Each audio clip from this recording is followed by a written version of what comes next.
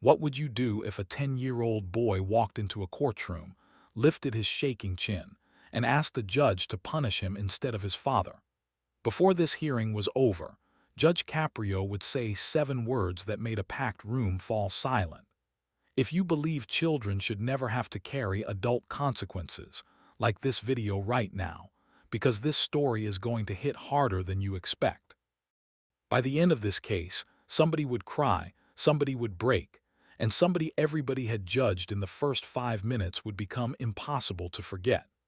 Drop a comment telling us where you're watching from, because this one feels like the kind of moment millions would be talking about long after the cameras stopped rolling. And if you've ever seen a kid try to protect a parent when it should have been the other way around, hit that subscribe button now, because what happened in Providence that morning was not just a courtroom moment. It was a mirror. Share this with someone who needs to see what real justice looks like when truth and mercy collide. It was Tuesday, March 12, 2024, just before 8:00 a.m., inside Providence Municipal Court at 325 Washington Street. The hallway smelled like old paper, wet wool, burnt coffee, and the faint metallic tang that clings to public buildings before the day fully wakes up. People in puffer jackets and work boots filled the benches, clutching traffic tickets, parking citations, and folded envelopes with payment plans scribbled across them. Clerk Maria Lopes was calling cases in a voice so practiced it could cut through whispers without ever sounding rude. Bailiff Frank Donnelly stood near the side rail with his hands folded over his belt, watching the room the way veterans do, as if he already knew which cases would be simple and which ones would leave a mark. Judge Frank Caprio, calm behind the bench, had that familiar look on his face, not soft exactly, but never careless, the look of a man who had heard every excuse in the world and still listened as if each person might say something true. At 8:17 a.m., Maria called case numbers P2411873 and MV2444209. Daniel Rivera. A man in a weather-faded Carhartt jacket stood up from the third row. He was 38, broad-shouldered, dark stubble hair trimmed close at the sides, the kind of build that said roofing work, ladders, shingles, and sore joints before noon. His Timberland boots were dusted white with dried plaster. Under the jacket, he wore a black Red Sox hoodie with a frayed cuff. His face had the hard set of somebody who had decided on the walk in that he was not going to be embarrassed by anybody. Standing beside him was a boy too young for that room and too alert for a normal 10-year-old. Mateo Rivera had on an oversized navy blazer that used to belong to an older cousin, a white shirt buttoned wrong at the collar, and gray uniform pants that were a little short at the ankles. His sneakers were blue Nike Air Max, clean in the front and scuffed at the sides, polished the way kids polish them when they know adults are looking. He held a crumpled Marvel notebook against his chest, with both hands like it was armor. The contrast made people stare before they even knew the details. A working father with a chip on his shoulder. A fourth-grade boy standing straight beside him like he'd rehearsed being brave in the bathroom mirror. A courtroom used to excuses, suddenly leaning forward without realizing it. Judge Caprio looked down over his glasses. "Good morning, Mr. Rivera." Daniel nodded once. "Morning." Then the judge glanced at the boy. "And who do we have here?" Before Daniel could answer, Mateo said, "I'm Mateo. I'm his son, sir." The gallery softened in that instant. You could feel it. The old woman with the floral scarf stopped digging in her purse. A college kid waiting on a red light ticket lowered his phone. Even Officer Dana Keene, seated to the side with her file tucked under one arm, shifted her expression from official to curious. Judge Caprio smiled lightly.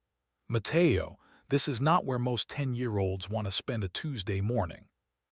Mateo's fingers tightened around the notebook. "I asked to come." That landed differently. Not cute, not funny, asked to come. If you can already tell this isn't a normal traffic case, comment "Truth matters," because the next few minutes only got heavier. And if you've ever watched a child say something no child should have to say, Stay with this story, because the moment Mateo opened his mouth, everyone in that room knew they were about to remember this day.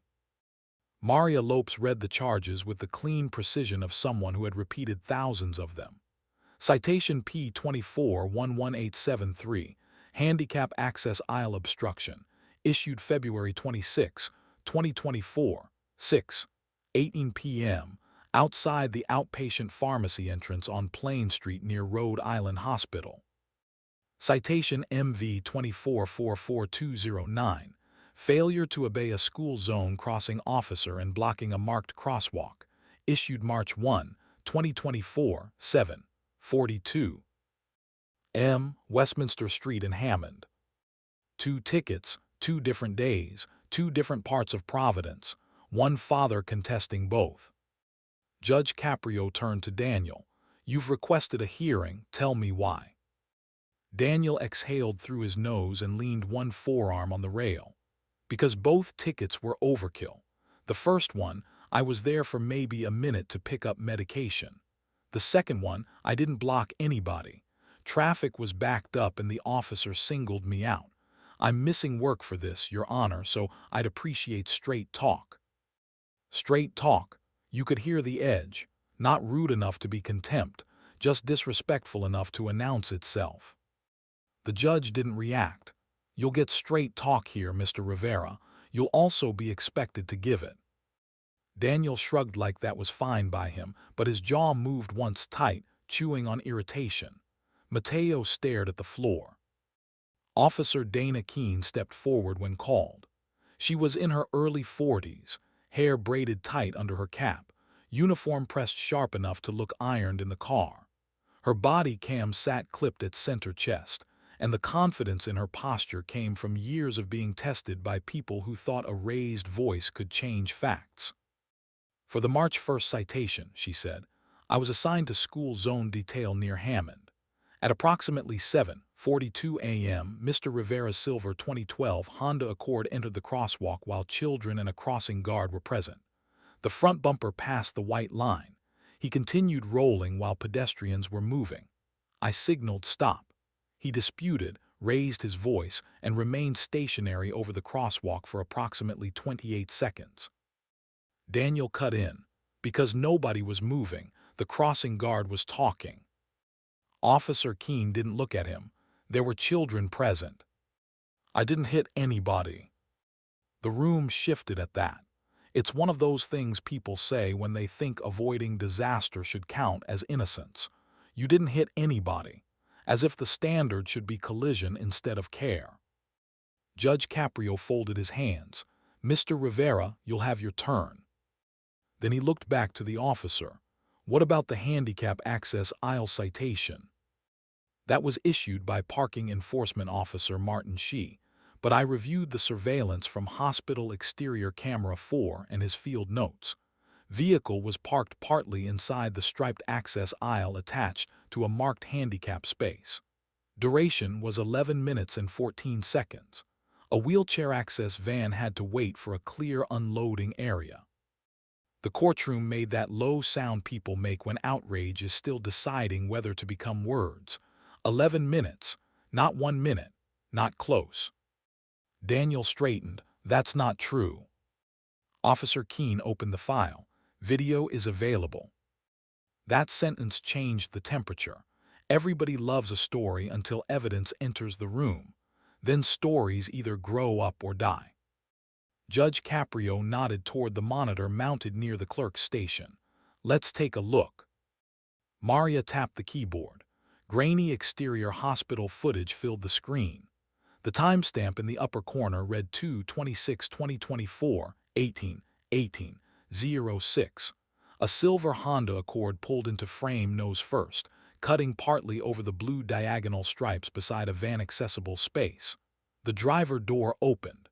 Daniel stepped out in that same Carhartt jacket and moved toward the pharmacy entrance.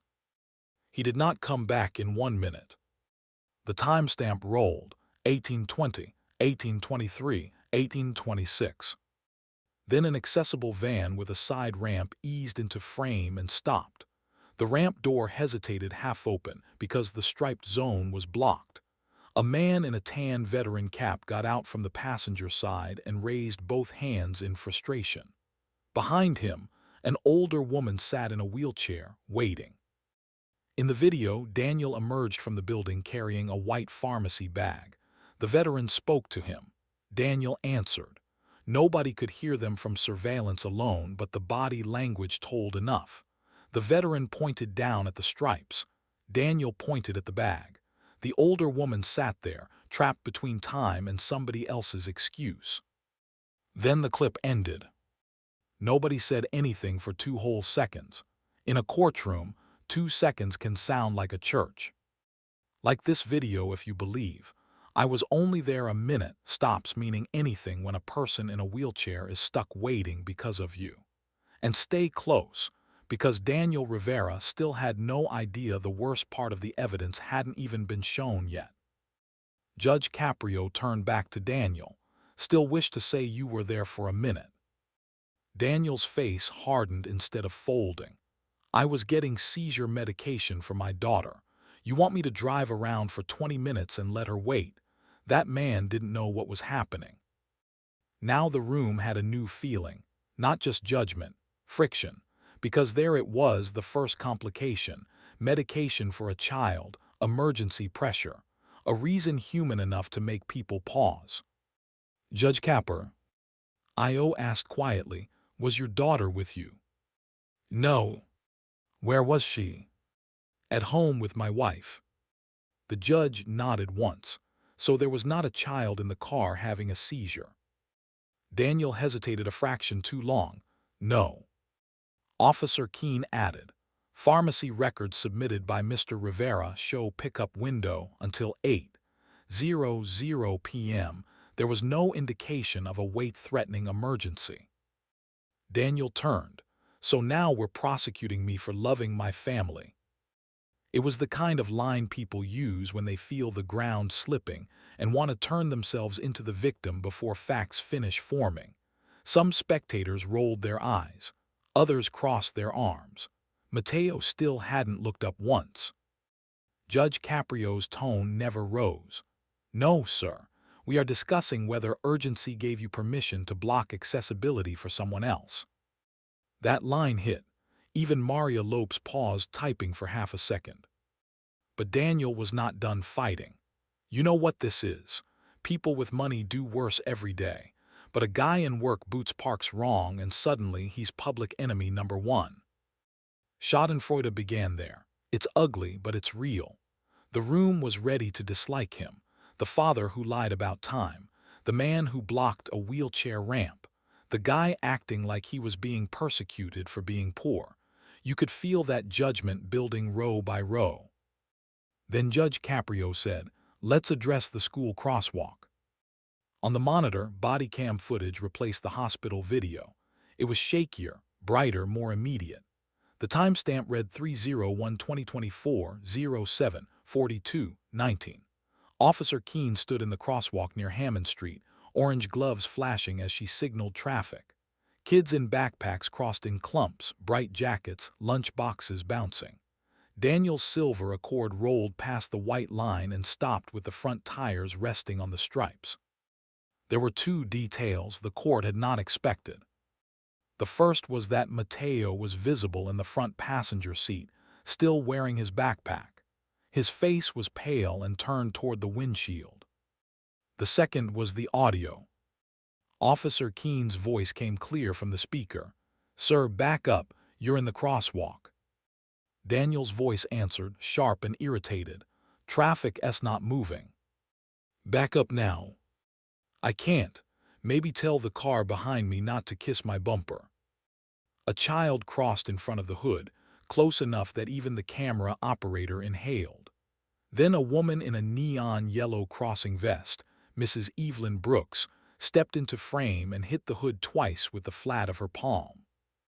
You're over the line, she shouted. And Daniel said, plain as daylight, they can go around. The courtroom reacted out loud, not screaming, not chaos, just that collective intake and release that means a room has crossed from suspicion into certainty. They can go around. A sentence so small and so revealing it didn't need commentary. Mateo's eyes closed. Judge Caprio didn't speak immediately. He let the words sit in the air because some evidence doesn't need a lecture. It needs silence to do its work. Daniel looked smaller now, though nothing physical had changed. "I was frustrated," he muttered. "I wasn't thinking." Officer Keene added one more fact. The crossing guard, Mrs. Brooks, filed a written statement that she feared one of the children could be clipped because the vehicle continued rolling after the first stop signal. Maria handed the paper up. Judge Caprio read it. Then from the front row, someone whispered, "Unbelievable." And that could have been the end of the story right there. A stubborn man caught lying. A judge ready to impose fines. A courtroom satisfied that justice was about to land exactly where it belonged. But that was the moment the 10-year-old boy finally moved. Mateo stepped away from his father, clutching the notebook so hard the top spiral bent. His voice came out thin at first, almost swallowed by the room. It wasn't all him. Every head turned. Judge Caprio leaned forward. "Mateo." The boy swallowed. "Please don't be mad, Dad." The father's face changed for the first time all morning. Not anger, fear. Mateo took one breath, then another, and said the sentence that made the room stop breathing. "I told him to do it." If you felt that in your chest, drop a comment and tell us honestly.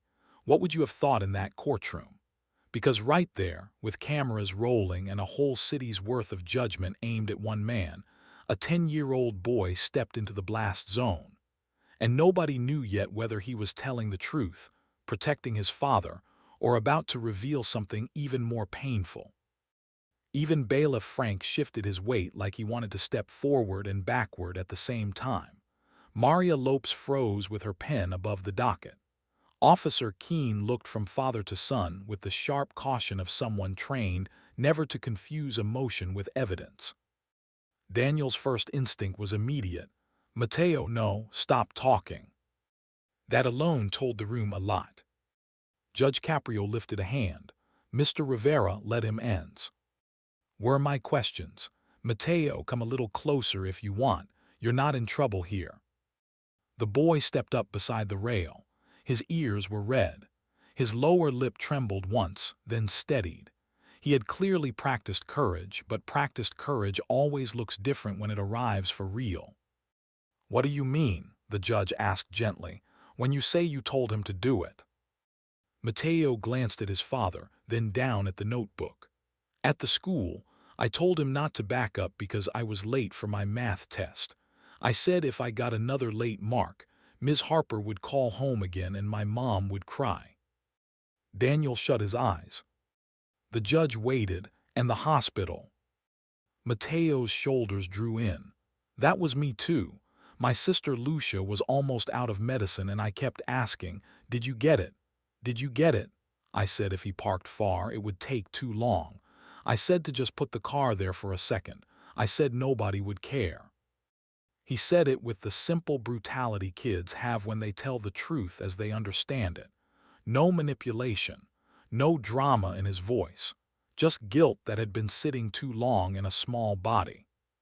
Some people in the gallery softened immediately, others didn't, because even if a child said reckless things, the adult still made the choice. Everybody knew that, but hearing it from Mateo changed the energy from blame to heartbreak. Judge Caprio asked, "How long have you been worrying about things like this?" Mateo's grip tightened on the notebook. "Since my mom got sick again." "What kind of sick?" Daniel opened his mouth, but Mateo answered first. "Kidneys, and she gets tired, and my sister has epilepsy, and Dad gets mad when stuff costs more than he thinks." A woman in the second row pressed fingers to her eyes. There it was, the burden map, not an excuse, a map. A 10-year-old keeping track of medicine, late slips, his mother's health, his father's temper, and which adult tears were caused by which unpaid bill. You could almost hear the whole courtroom revising what kind of morning this really was. Judge Caprio's voice got quieter, not softer, but more exact. Mateo, did your father ask you to say any of this today? No, sir. Did he tell you to come? No, I begged him. Why? The boy's answer came fast, like it had been waiting behind his teeth all day. Because when grown-ups talk about what happened, they say it like it was easy. But it wasn't easy. Nobody moved. That was one of those lines that does not sound scripted because no adult writer would give it to a child unless they had heard something very close to it in real life. They say it like it was easy, but it wasn't easy. It landed like a hand on the sternum. Daniel stared at the rail. The bravado he had brought in with him was beginning to look like cheap paint in the rain. Then Judge Caprio asked the question that changed the whole moral frame of the case. Mateo, when you told your father those things, did you believe he had to listen to you? The boy frowned, confused. He always listens. Judge Caprio nodded slowly. And who listens to him? That was the first time Mateo looked completely lost. He blinked twice, like no one had ever asked him to imagine his father as someone who might also be drowning. Daniel's throat moved. He still said nothing. Officer Keene, who had spent her career sorting performance from sincerity, shifted again and lowered her eyes. She was no longer sitting like a witness waiting to be believed. She was sitting like a mother, or an aunt, or a human being watching a child carry too much. If you believe one question can expose an entire family's pain, like this video, and stay with me, because the next piece of evidence didn't just confirm the facts. It revealed what Daniel Rivera had been trying to hide from everyone, including his own son. Judge Caprio said, "Mr. Rivera, step back up." Daniel did, but the swagger was gone. "Yes, Your Honor." "You heard your son. Do you agree with his version?" Daniel wiped his palm once against his jeans. "He said those things, yeah." "Did you rely on them?" "That's not fair." "I didn't ask if it was fair. I asked if you relied on them." Daniel's nostrils flared. "I was under pressure." "So yes." "A beat, yes." The judge leaned back. "Then your problem this morning is not only poor judgment behind the wheel.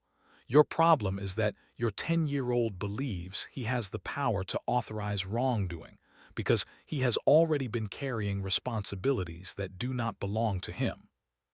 No one in the room mistook that for sentiment. It was a diagnosis. Daniel stared at his son now, really stared, as if he were seeing the notebook, the wrong buttoned collar, the polished sneakers, all of it, for the first time as evidence. Not of good parenting, of a child trying too hard. But the hearing still wasn't finished. Maria handed the judge a sealed envelope that had been sitting in the file, unremarkable until then. "Your Honor, this also came in for the Rivera matter this morning. Delivered by hand." Judge Caprio looked at the return name and raised an eyebrow. "From Naomi Harper." Mateo visibly tensed. "That's my principal." The judge opened the letter and read silently for several seconds. Then he looked up, and the room could tell whatever was written there mattered. "Ms. Harper writes that Mateo has been late 7 times since January. She also writes that he frequently arrives carrying not only his own backpack, but his younger sister's medication bag when his mother has treatments. He once fell asleep during reading period and apologized by saying, 'I was doing grown-up stuff last night.'" The gallery went still again. Judge Caprio continued.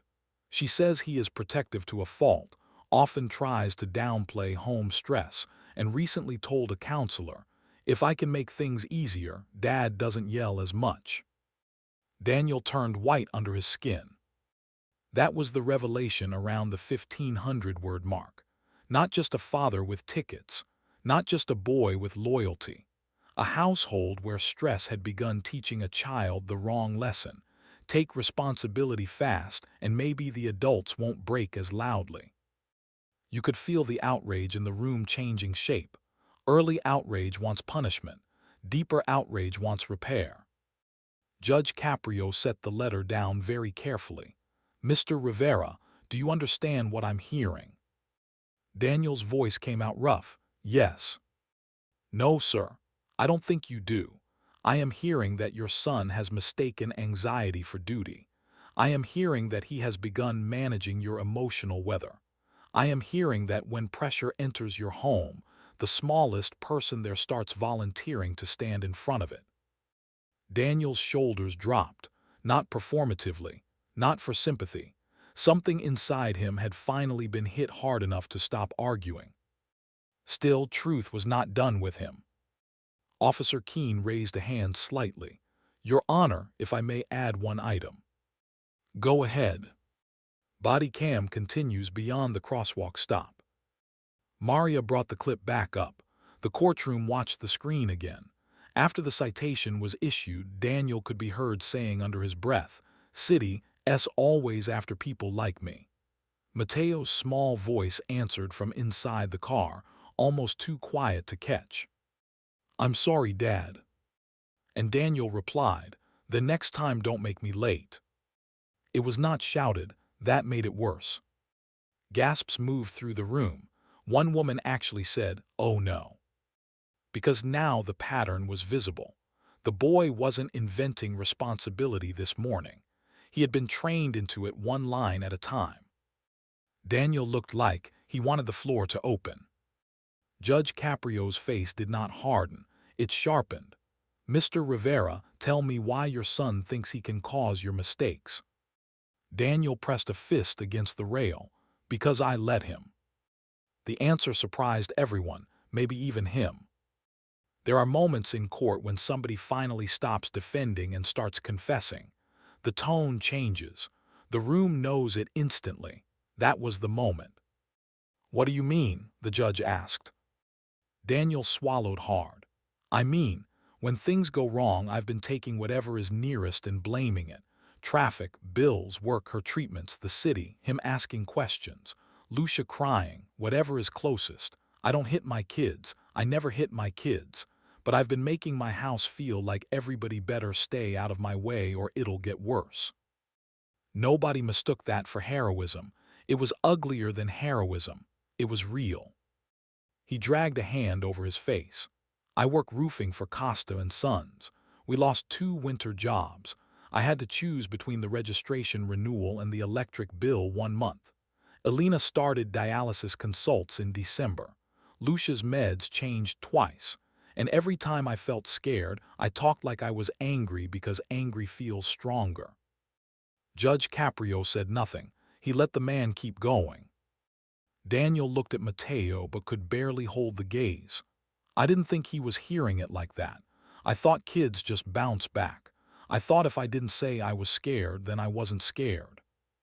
Mateo's eyes filled at once, and for the first time he looked 10. Not composed, not brave, just 10. If you've ever seen the exact second pride collapses and honesty takes its place, comment, "That hit me." Because Daniel Rivera had just crossed the point of no return. But wait, because the courtroom still hadn't heard from the people affected by his choices, and that part would make justice feel a lot less abstract. Judge Caprio asked the clerk, "Is Mrs. Evelyn Brooks present?" A woman near the back stood carefully, smoothing the front of her reflective school-crossing vest, which she had clearly worn under a burgundy peacoat because she came straight from duty. She was 62, silver curls tucked under a knit hat, and had the alert, no-nonsense posture of a person who had spent decades protecting children with nothing but timing and authority. "Yes, Your Honor. Would you care to speak?" Mrs. Brooks moved toward the side microphone. "I don't like doing this," she began, "because I know people have hard mornings. Lord knows I've had a few. But when that car rolled into the crosswalk, I had a little girl in a pink backpack holding my hand. She hesitated because she saw the bumper moving. That hesitation matters. Kids learn from hesitation. 1 bad second is all it takes." The whole room listened. I knocked on his hood because I needed him to understand it wasn't paint he was crossing. It was trust. Those parents trust me to get their children across safely. Those children trust cars to stop where the lines are. When a grown man says, they can go around, what I hear is, my rush matters more than your safety. That quote sliced clean. She turned toward Daniel. I don't hate you, sir, but I needed you to hear that from a person, not a ticket. Then she stepped back. You could practically feel social media clipping that sentence already. It wasn't theatrical, that's why it worked. It was precise. It was quotable. It was human. Next came another surprise. The veteran from the hospital footage was there too. Salvatore Mancini, Maria called. A man in a tan U.S. Navy cap rose from the side bench. He looked 70, thick-necked, compact, the kind of older man who still carried himself like he could move faster than you expected.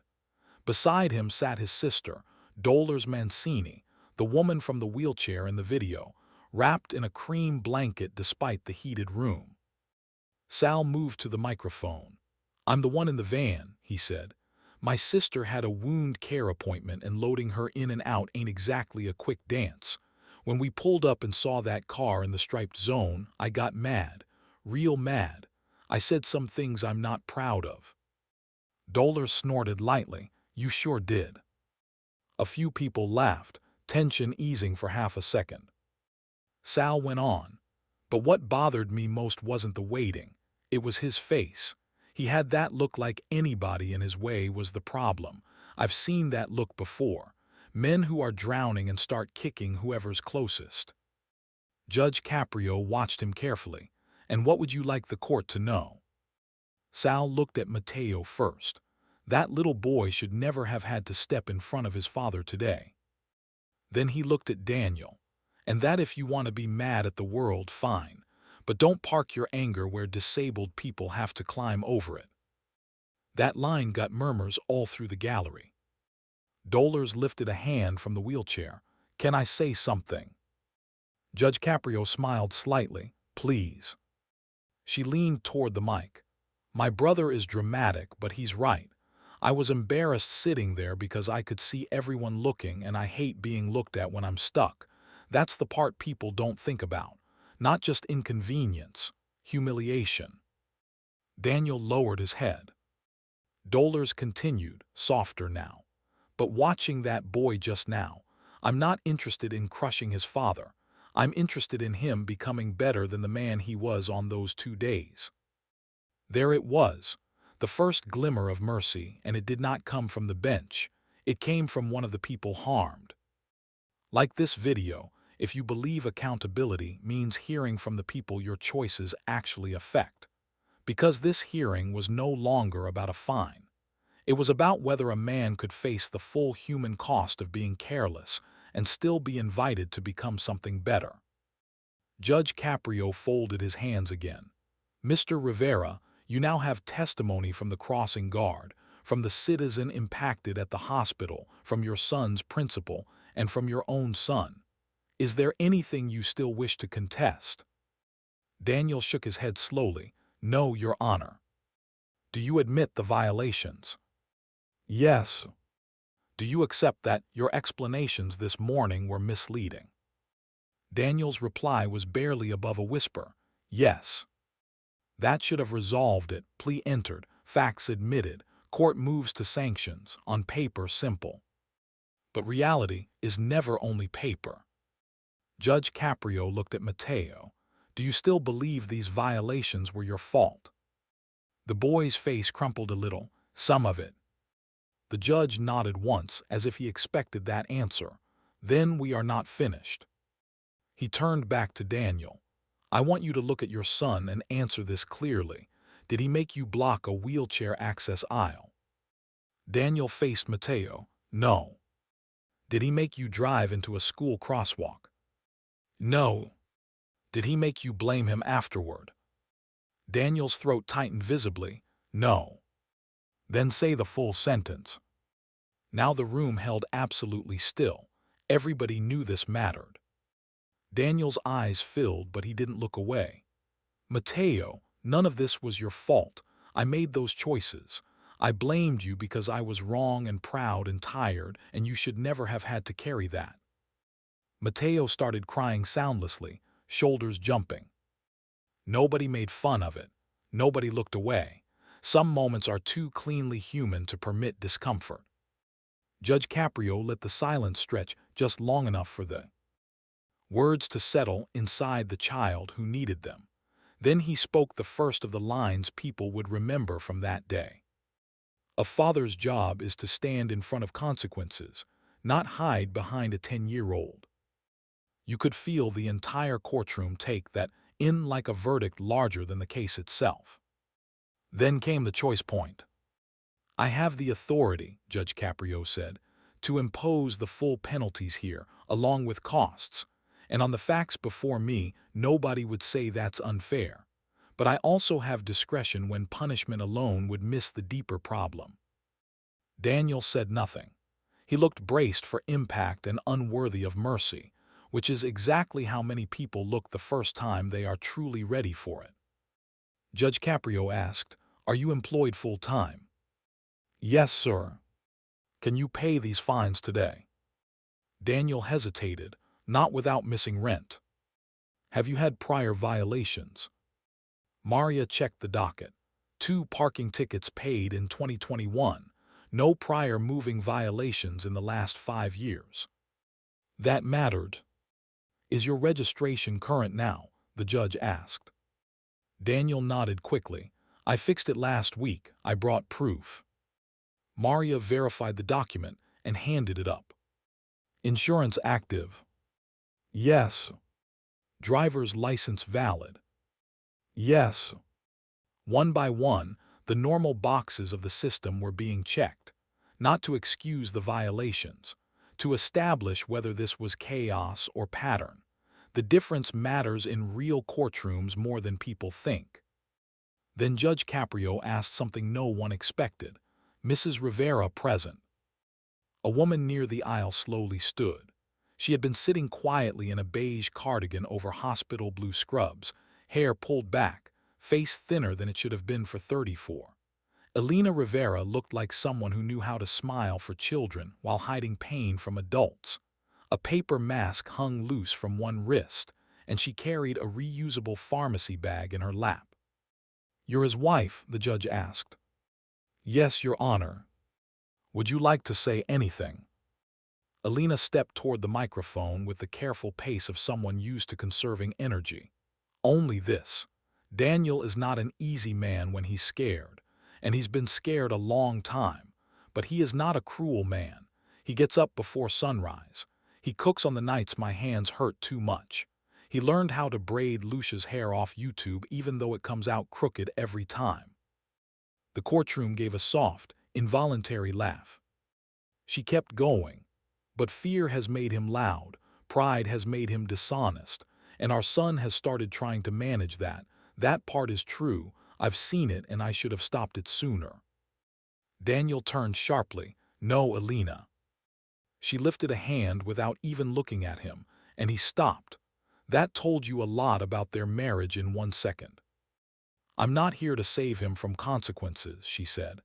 "I'm here because if this court can make today mean something more than money, then please do that. Because our son remembered to bring my lab results to the hospital last week. He is 10. That is not cute. That is not maturity. That is too much." Another one of those quotable truths, too much. Judge Caprio asked gently, "How is your daughter?" Elena's mouth trembled into a tired smile. "Stable, if we stay on schedule with medication." "And you?" She took a breath. "I'm learning how to need help without apologizing every time." That line touched half the room in ways nobody could publicly explain. If this story has already surprised you, hit subscribe, because the emotional breakdown everyone expected from the child was about to come from the grown man who thought staying hard was the same thing as staying strong. Judge Caprio looked back to Daniel. "Mr. Rivera, I am going to ask you one more question, and I need you not to answer it like a man protecting his image. I need you to answer it like a father protecting his son. Are you willing to change how your home feels?" Daniel broke at that. Not dramatically, No collapse to the floor.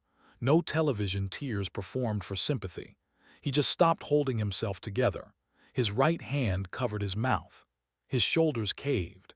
He turned partly away and cried the ugly, silent cry of a man who hates crying in public but hates the truth more if he won't.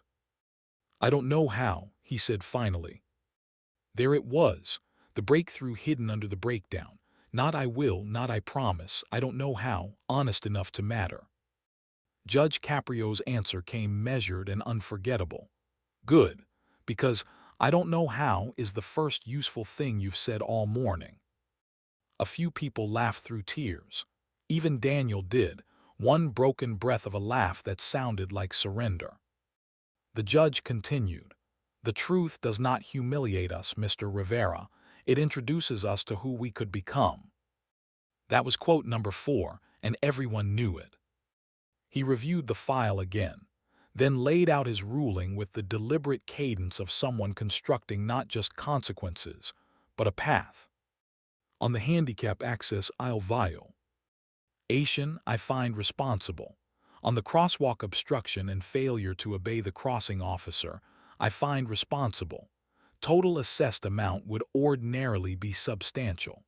However, this court is not going to ignore the human context, nor is it going to excuse the misconduct because life is difficult.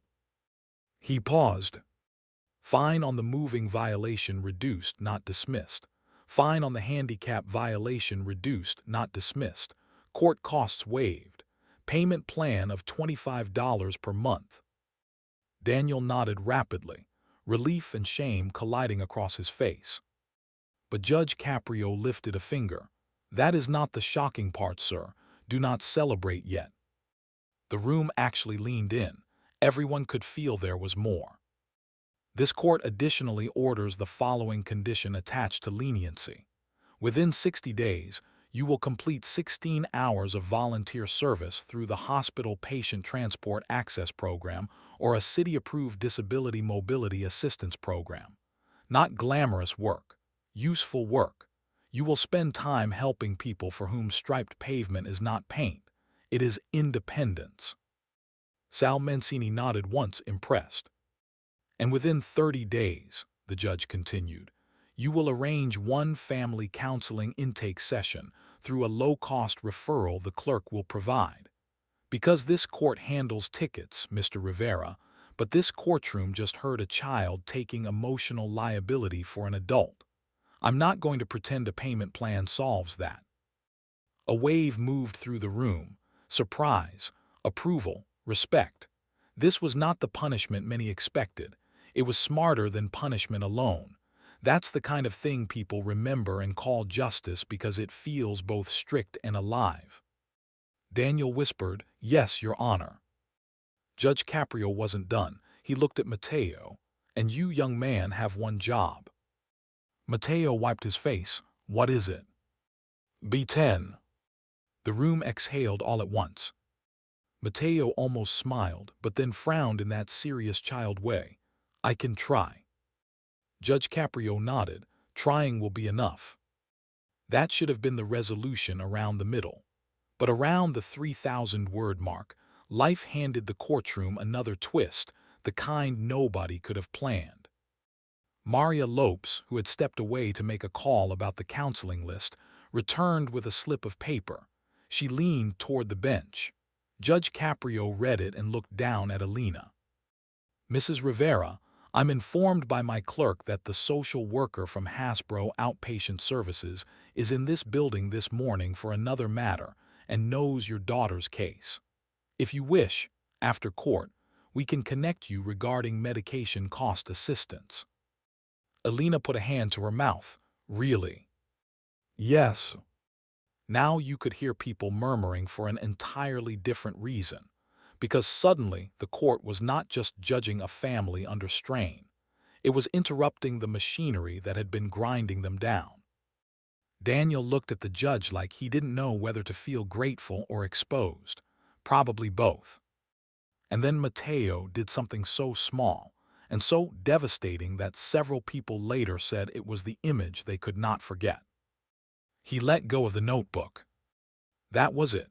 He just loosened his grip and let the bent, crumpled Marvel notebook drop against his leg instead of holding it like a shield. But when you had watched him clutch it for an hour, it looked like a child setting down weight. If you're still here, comment mercy with responsibility, because that was exactly what this courtroom had become.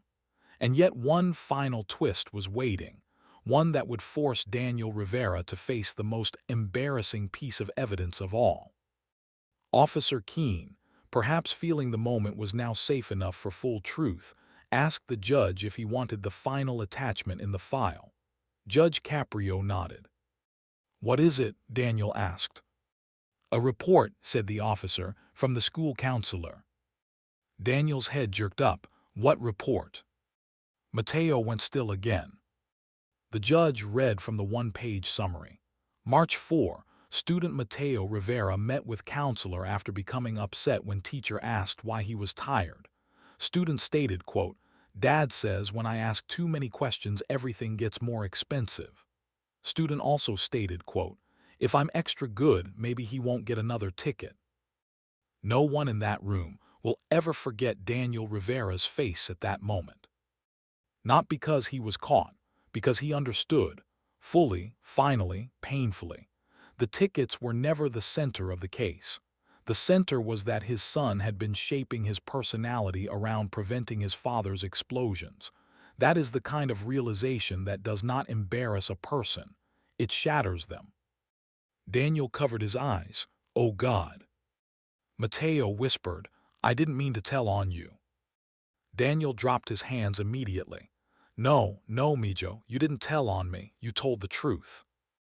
That was the moment of realization dialogue shift the user asked for. Arrogant to humble, defensive to accountable, short sentences, no perfect. Argument, truth finally talking in its own voice. Judge Caprio said, "Children are not court stenographers for our failures, Mr. Rivera, but they are excellent historians. They record everything." Another line that would have gone viral before lunch. He then looked at Mateo with astonishing gentleness. "You did the right thing." Mateo asked, "Even if it gets him in trouble?" Judge Caprio answered, "Especially then, because people you love do not need lies. They need a chance to become safe to love." That quote broke whatever emotional defenses were still standing in the room. Alina cried openly. Mrs. Brooks pressed a tissue to her cheek. Even Sal Mancini looked away to clear his throat. Now we were moving toward the 6,000-word confrontation, and it had become something bigger than whether Daniel would pay a fine. The real confrontation was man against self-image, pride against parenthood, damage against repair. Judge Caprio asked Daniel, "Will you apologize to the people in this room, not because I require a speech, but because some wrongs should be named out loud?" Daniel turned first to Mrs. Brooks. "I'm sorry I treated your crosswalk like my problem mattered more." Then to Sal and Dolers. "I'm sorry I blocked that space and made your day harder and more humiliating." Then to Officer Keene. "I'm sorry I acted like doing your job was something against me personally." Finally, he turned to Mateo, and the whole room knew this was the apology that mattered. "I'm sorry I made being scared sound like your fault. I'm sorry I taught you to manage me instead of trust me. And I'm sorry you felt like you had to come save me today." Mateo wiped both cheeks with his sleeve. "I just didn't want you to lose." Daniel knelt beside him right there in court, boots squeaking faintly against the polished floor. "I already lost when you thought this was yours to carry."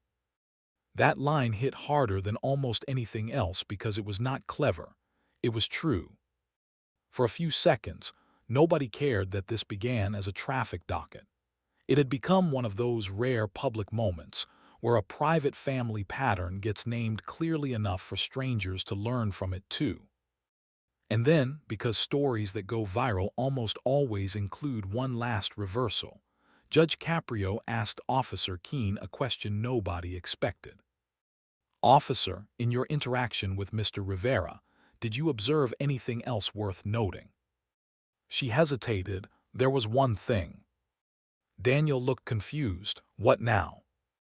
Officer Keene opened her notebook. After I issued the ticket on March 1st, the crossing guard Mrs. Brooks dropped her stop paddle in the slush while helping a first grader tie his boot. Mr. Rivera had already rolled forward into a parking lane. He stopped again, got out, picked up the paddle, and handed it back before driving off. A strange murmur passed through the room. Mrs. Brooks nodded slowly. That's true. It changed nothing about the violation, but it changed something about the man. He was not monster or saint, not villain or hero, just a flawed, frightened, reactive human being capable of care in 1 second and selfishness in the next. That complexity made the case better, deeper, and more believable than a clean morality tale. Judge Caprio absorbed that. Interesting. Officer Keene added, at the hospital footage, after the interaction with Mr. Mancini, Mr. Rivera also held the pharmacy door for another elderly patient leaving with a walker. Sal squinted. That was him. Maria rewound the clip. It was indeed him, one hand holding the door while the other gripped the medicine bag. Again, not exoneration, human complication. Judge Caprio said quietly, so the man before me is not indifferent, he is inconsistent. That was a devastatingly accurate assessment. If you believe the deepest stories are the ones where nobody is only one thing, hit like on this video, because what came next is why people call moments like this unforgettable. The courtroom had seen justice. It was about to see mercy arrive from a direction no one predicted. Dolores Mancini raised her hand from her wheelchair. Your Honor. Yes, ma'am. If he does that volunteer program at the hospital, I'd like to know when. Judge Caprio smiled faintly. Why is that? Because my wound care appointments are Thursdays, and I'd like him to look me in the eye when he's helping with ramps this time.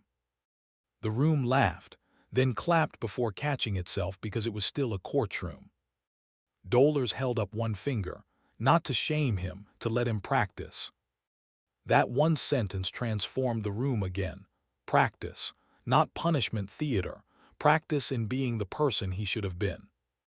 Judge Caprio nodded. I believe that can be arranged. Sal leaned toward his sister and muttered, not quietly enough, you always recruit your own workers. More laughter. Even Daniel cracked a stunned smile through swollen eyes. And then the unexpected twist around the 7,000-word mark arrived in a far more intimate way than anyone had guessed. Mateo tugged the sleeve of his father's jacket. Dad. Daniel looked down. Yeah. Can we still get Lucia before my lunch? The question was so normal, so childlike, so grounded in the ticking mechanics of family life, that it sliced through all the elevated courtroom emotion with startling force. Because real life doesn't stop for revelation. Kids still need picking up. Medicine still has to be remembered. Traffic still exists. Redemption still has errands. Daniel nodded immediately. Yeah, we can. Mateo hesitated. Can we not yell in the car? The silence after that was unbearable and beautiful at the same time. Daniel answered with absolute seriousness. We can do better than that. We can be quiet. We can listen to whatever song you want. Mateo thought about it. Not your sad songs. That got a ripple of laughter again. Deal, Daniel said. No sad songs. Judge Caprio, who understood timing better than most television producers ever will, let the humor settle before speaking one more line into history. Mercy without responsibility is weakness. Responsibility without mercy is just cruelty. Today, this court will choose neither weakness nor cruelty. That was the philosophical center of the entire case. He then asked the clerk to print the counseling referral, the volunteer contact, and the payment plan instructions. And please provide Mrs. Rivera the social services contact we discussed. Yes, Your Honor, Maria said, voice thick with emotion she was trying not to show. Then came the resolution everyone in the room would later describe to friends not as dramatic, but as healing. Judge Caprio addressed Mateo one final time. I want you to hear me very clearly. Adults can love you and still be wrong. When that happens, telling the truth is not betrayal. Mateo nodded, eyes wide. And when you feel like you have to fix everyone's mood. The boy listened so hard, he looked older again. You find a safe grown-up and tell them, this is too big for me. Those exact words. Can you remember that? Mateo repeated them softly. This is too big for me. Good. If a phrase from this story belongs in every household, drop it in the comments right now. This is too big for me. Because for a lot of people watching, that sentence might not just be memorable. It might be necessary. The hearing closed, but the emotional aftershocks did not. People in the gallery didn't rush out the way they normally do when their own case isn't next. They lingered. The old woman with the floral scarf pressed a $5 bill into Alina's hand and had to be gently stopped. A young man in a Celtics beanie whispered to nobody in particular, that boy just changed his whole family. Officer Keene approached Daniel not as an adversary now, but as someone completing the human side of enforcement. For what it's worth, she said, I'm glad he spoke. Daniel nodded, me too, even if it hurt. She replied, the hurt is the useful part. Another line worth keeping. Mrs. Brooks came over and placed her crossing whistle in Mateo's hand for 1 second before taking it back. You know what this means, baby. He shook his head. It means grown-ups are supposed to stop when safety speaks. Mateo actually smiled at that. Sal and Dolers rolled past, and Sal clapped Daniel once on the shoulder. Don't make me see your bumper near another ramp. I won't. Dolers added, and if you do volunteer right, I might forgive your parking before your third shift. Fair enough, Daniel said. Alina sat back down on the bench because the adrenaline was leaving her body faster than she could hide it. Mateo immediately knelt by her and reached for the pharmacy bag. Daniel saw it, froze, then very gently took the bag himself. Not yours, he told his son. Small moment, huge meaning. The resolution around the 8,000-word mark is never just the judge's ruling. It's the first changed behavior, the first tiny correction, the first proof that words are turning into habits. That's what viewers remember if you write the story right. Before the Riveras left, Judge Caprio called them back one more time. Mr. Rivera. Daniel returned to the rail. Yes, Your Honor. I want a letter. He blinked. A letter. In 90 days. Not from a lawyer, not from a counselor, from you. Tell me whether you completed the service. Tell me whether you attended the family intake. Tell me whether your son still believes he must take blame for your choices. I want the truth, even if the truth is messy. Daniel nodded. You'll get it. Judge Caprio pointed slightly toward Mateo. And if he's willing, I'd like a separate note from him too. 1 sentence will do. Mateo asked, can I draw instead? The judge smiled. Even better. That line broke the tension completely. People laughed, and for the first time that morning it sounded light. Then court moved on. Another case, another citation, another life, but anyone who says public moments disappear as soon as paperwork changes has never seen a room after something real happened in it. The air was different. People stood differently. The next defendant, who had come in ready to argue a red light camera ticket, suddenly chose honesty in his first sentence because he had just seen what happens when truth gets there first. And that is what viral courtroom stories do at their best. They do not just entertain. They alter the moral weather of the room. Weeks passed. Spring came slowly to Providence, the kind of damp New England thaw that leaves old snow buried in dirty corners and makes every pothole feel personal. Daniel Rivera began his volunteer hours on Thursday mornings through the hospital mobility access team. The vest they gave him was neon yellow, one size too large, and the first day he wore it, Sal Mancini happened to arrive exactly on time for Doller's appointment. "Look at that," Sal said, grinning. "Court-ordered character development." Daniel laughed despite himself. "I deserve that." The work was not symbolic. That mattered. He learned how much space a side ramp needs. He learned why diagonal stripes are not empty space. He learned how long it takes an older woman with a walker to cover 15 feet when the pavement is wet and the curb cut is crowded. He held doors, pushed transport chairs, lifted folded walkers into trunks, and discovered that every careless choice he had made was magnified when mobility became effort. One rainy Thursday, Dolores looked up at him from her chair and said, "You know what the stripes mean." He smiled. "You tell me every week." "They mean somebody thought about us before we got there." He nodded. "Yeah." She added, "Try doing that at home too." He never forgot that. The counseling intake was harder. Not because the office was far. It was 12 minutes from their apartment on Elmwood Avenue. Not because it cost too much. The court referral had reduced the rate. It was harder because sitting on a gray fabric couch under a framed print of sailboats and saying out loud, "My son thinks my moods are his responsibility," felt worse to Daniel Rivera than any fine the court could have imposed. Their counselor, Marisol Vega, did not flatter him.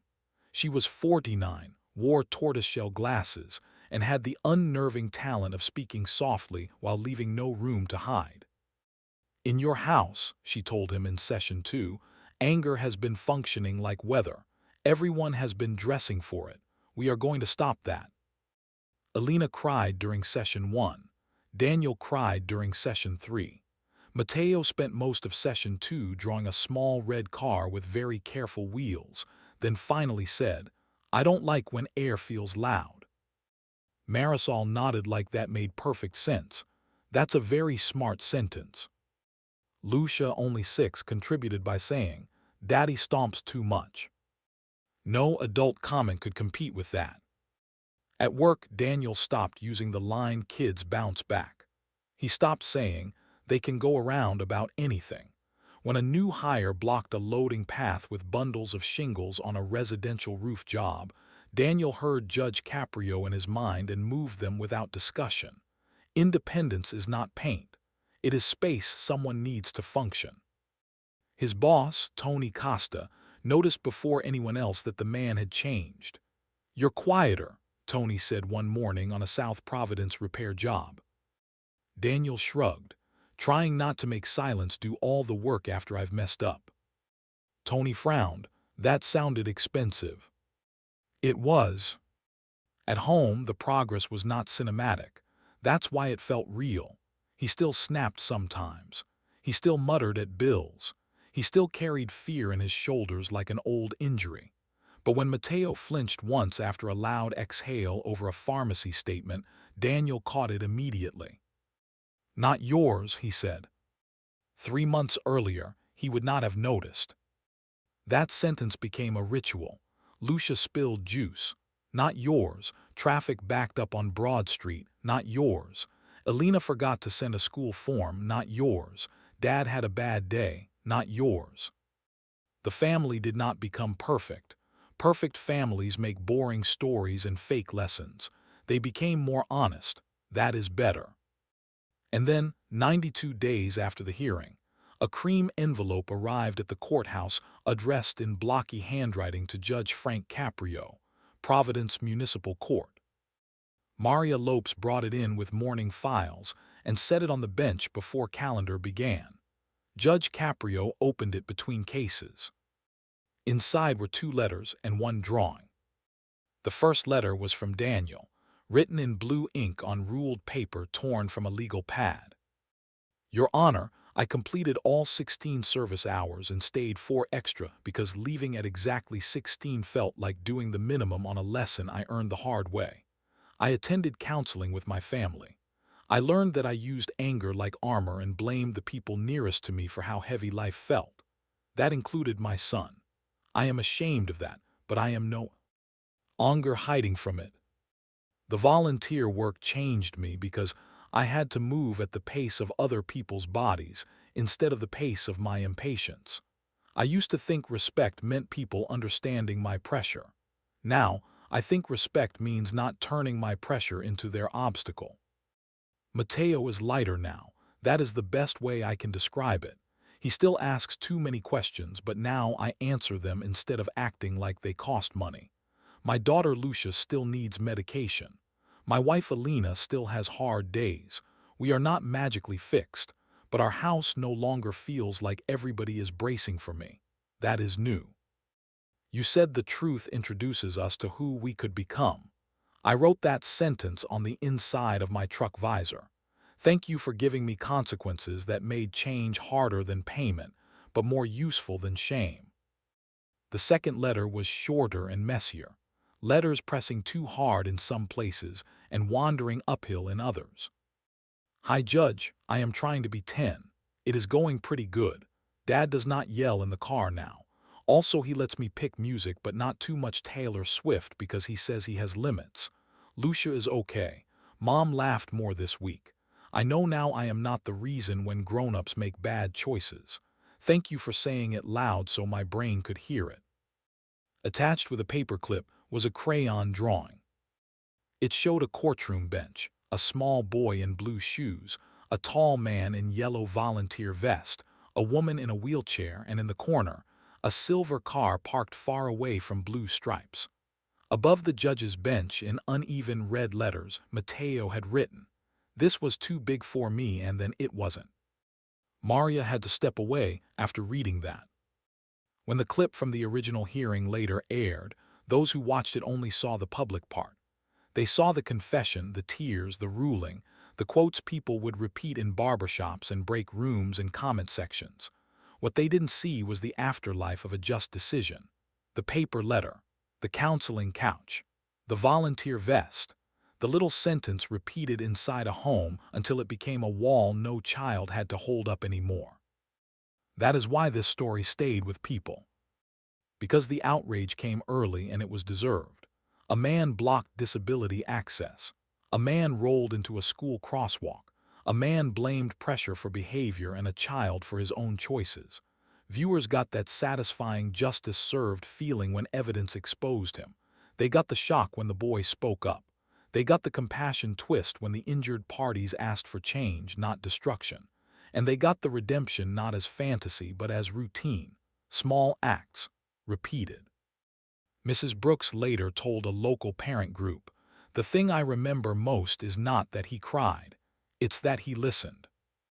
Sal Mancini told his Thursday coffee crowd at Dunkin' on Reservoir Avenue, "The judge fined him, sure, but the real sentence was making him useful." Dollars, never one for understatement, said, "Best parking ticket I ever watched become a family intervention." Officer Keene, asked about it months later, gave the most concise summary of all. Some citations punish behavior. Some hearings expose beliefs. That one did both. And Judge Caprio, when someone mentioned the case to him after another docket, he simply said, "A child should never feel small enough to carry a grown man's lie." There's your quote. There's your lesson. There's the line people would clip and replay and send to one another with messages like this. This is what I've been trying to say. If you made it this far, share this with someone who needs to see that accountability and compassion are not opposites. They are partners. And drop a comment telling us the one line from this story you'll remember, because for a lot of people, it wasn't the fine or even the tears. It was, "This is too big for me." Months later, on the first cool morning of September, Mateo walked into school on time with only his own backpack. Ms. Naomi Harper watched from the front steps as he broke into a run for the door, turning once to wave. Daniel stood by the curb in a legal parking spot, engine off, no crosswalk blocked, no horn tapped, no face clenched against the day. He just waved back. Alina texted him from a treatment chair at 8:11 a.m. 3 words. "House feels lighter." He stared at the screen for a long time before answering. "I know. That may not look dramatic, But for the people who have lived inside loud homes, that sentence is bigger than most courtroom rulings. House feels lighter. It means apology became practice. It means truth did not just win the hearing. It changed the atmosphere after. And that is why this story matters. Because sometimes justice is a fine. Sometimes it is a public correction. Sometimes it is a judge refusing to let a child wear blame that belongs to an adult. Sometimes the most powerful sentence in a courtroom is not guilty or responsible or dismissed. Sometimes it is simply this: be 10. If this story moved you, like the video, subscribe for more real justice moments, and tell us in the comments. Should courts focus more on punishment or on consequences that actually change people? And if you want the next story, wait until you hear about the teenager who mocked a janitor in court before one hidden let her turn the whole room against him.